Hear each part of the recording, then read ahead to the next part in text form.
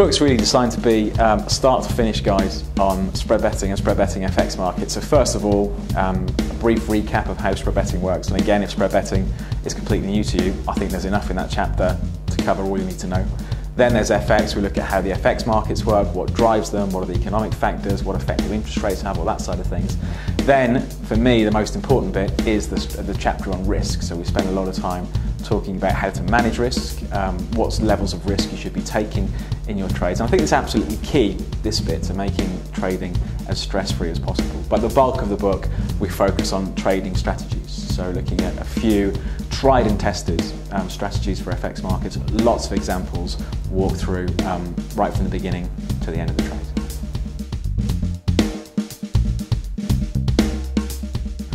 I think there are three reasons really that made me write this book. First of all, there has been and continues to be just a massive growth in interest in FX markets among spread betting clients over recent years, and I think it's a subject that's well worthy of a bit more attention and a bit more explaining. I think there's a lot of misinformation out there about how FX works, so that was, I think, the one reason. The second reason, my background is in FX anyway, so it's a subject very close to my heart. The first proper financial job I had was as a currency technical analyst, and I thought I had the right framework for the book, really based on the thousands of clients that I've spoken to all of the years. They come out with similar questions time and time again, and I thought this would be ideally put across in a book explaining how to trade FX using spread betting.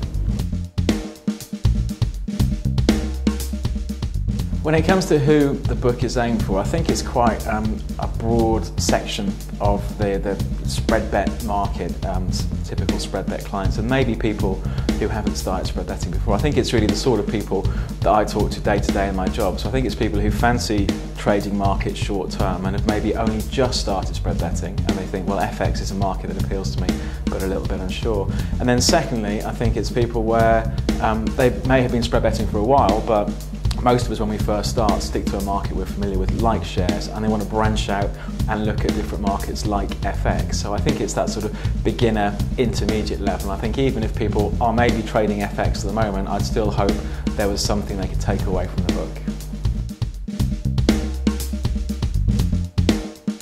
I've tried in the book to use a lot of my own experiences when I first started trading, and the first markets I traded were FX, and I made all the classic beginner's mistake, and I think in the chapter on risk there's a great example of how not to do it, and that's following me right at the beginning when I first started trading, when I was risking an enormous percentage of my account on any one trade. And of course what happened, I had a run of losing trades, bang, the account was gone. Classic beginner's mistake, but it was this experience back then that taught me how important risk was, and I think again that's helped me try and explain to people coming to FX for the first time how they can manage the risks so they don't end up making the same idiotic mistakes that I did back then.